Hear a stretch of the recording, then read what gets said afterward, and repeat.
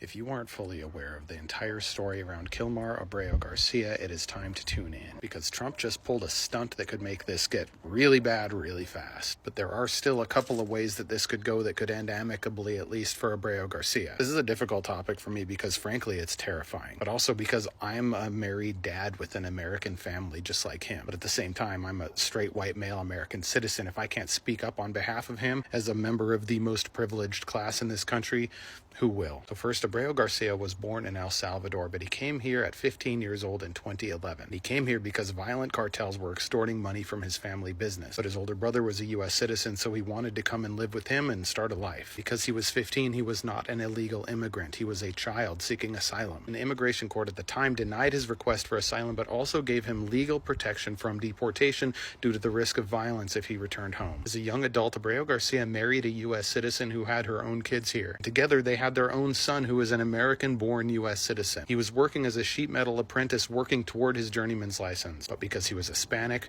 with tattoos, he couldn't last 100 days into Trump's tenure. He was driving down the street in March with his son in the car, and he was profiled, arrested, detained, and sent to Texas and deported only 3 days later without due process. Abrego Garcia has never been charged or convicted of a crime in El Salvador or the United States, and had been living here peacefully since 2011. At this point, I have to pause because I'm a dad with a 7-year-old son. Abrego Garcia should be in the midst of one of the most hilarious and enjoyable phases of fatherhood, but Trump robbed him of that. Now he's in a prison in El Salvador full of the same cartel members that he was trying to run away from in the first place. A federal judge demanded the Trump administration bring Abrego Garcia back home. Trump administration appealed that to the Supreme Court, and they ruled 9-0 against him. Even Clarence Thomas and Samuel Alito voted with the majority against Trump, a ruling that Trump said he would obey. But then in the most insane White House visit by a foreign leader since at least a week ago, the authoritarian president of El Salvador comes to the White House and says no.